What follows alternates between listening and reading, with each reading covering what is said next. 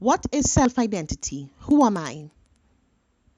You can identify yourself by name, date of birth, nationality, religious belief, and by your DNA. Self-identity is a recognition of one's potential and qualities as an individual, especially in relation to social contexts. There are many characteristics that may influence one's self-identity, such as gender, race, ethnic group, social class, religion, and level of ability. Gender identity is your own perception of being male or female. A person's sex does not change from birth, but their gender can. In the past, people tend to have very clear ideas about what was appropriate to each sex, and anyone behaving differently was regarded as deviant. Today, we accept a lot more diversity and see gender as a continuum rather than two categories. So men are free to show their feminine side and women are free to show their masculine traits. Biological sex is determined by the 23rd chromosome pair. Chromosomes physically resemble the letters X and Y. Males are XY and females are XX. Both men and women have the same sex hormones, which affects different parts of the body, but in different amounts. Testosterone is more present in males and females and affects the behavior and development both before and after birth. It can typically cause male behavior such as aggression, competitiveness, and high sexual drive. Testosterone acts on the developing brain. It influences the brain to work more independently in males than in females. Biology suggests that human behavior have been coded by our genes because we are adaptive and the mind is equipped with instincts that enable our ancestors to survive and reproduce. The deterministic approach implies that men and women have little choice or control over their behaviors. Women are natural nurturers and men are naturally aggressive and competitive. Race has a long and complicated history in the world, and according to research and psychologists and others, prejudice and discrimination are still problems in a society. People who think they are not racist may have unconscious thoughts that lead to subtle discriminatory behaviors. Fortunately, the research also shows that contact between people of different racial ethnic backgrounds can reduce stereotyping and prejudice. Race and ethnicity play a pivotal role in our lives, informing how we see ourselves and the world. Communities built around racial and ethnic identity can offer internal sources of resilience. But these parts of our identity may also have adverse social implications, influencing our chances of receiving quality medical care, getting a job offer or a loan, or being wrongly stopped by the police. Despite the social significance of race, the clusters of common physical characteristics and the labels we use to describe it can change greatly over time. Ethnicity, meanwhile, may correspond with cultural practices such as the foods we enjoy, the languages we speak, and how we worship. Ethnicity affects our identity. It is considered to be natural and it identifies us from past generations. We can also tell what an individual ethnic background is by looking at them. People recognize themselves as part of ethnic groups and feel positively about others who share the same culture. Social identity is said to be a person's sense of who they are based on their group membership, who gives us a sense of belonging to the social world. Social identity theory states that the in-group will discriminate against the out-group to enhance their self-image. The central hypothesis of social identity theory is that group members of an in-group will seek to find negative aspects of an out-group, thus enhancing their self-image. Prejudice views between cultures may result in racism in its extreme forms. Racism may result in genocide, such as occurred in Germany with the Jews, in Rwanda between the Hutus and Tutsis, and more recently in the former Yugoslavia between Bosnians and Serbs. Religious identification offers a distinctive sacred worldview and eternal group membership unmatched by identification with other social groups.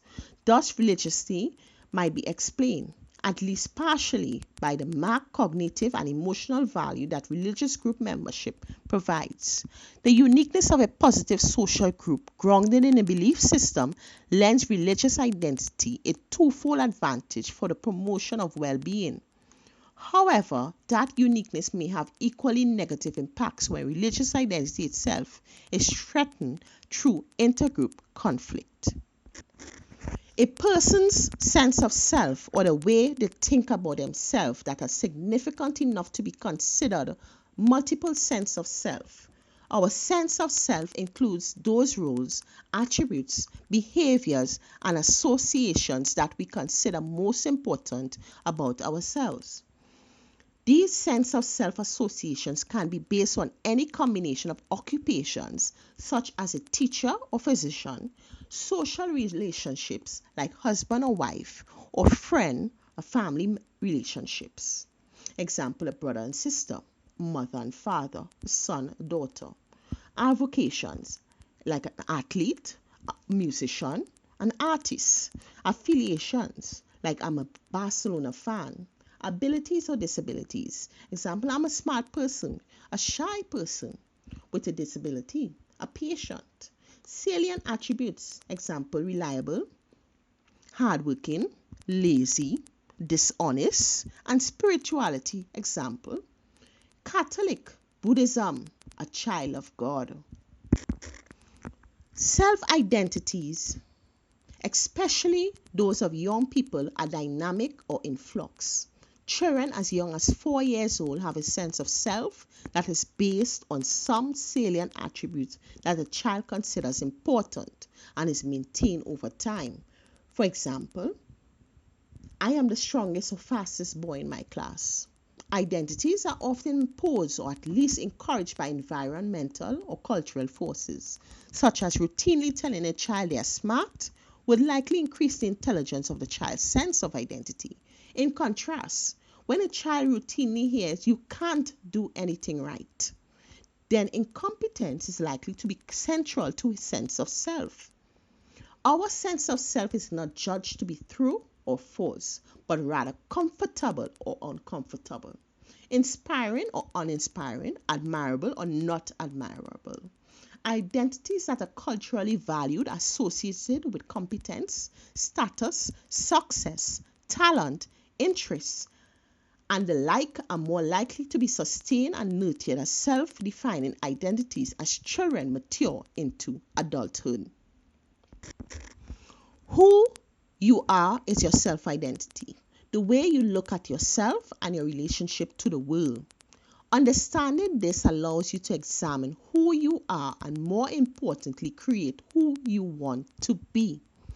Our self-identity is not restricted to the present. It includes past selves and future selves.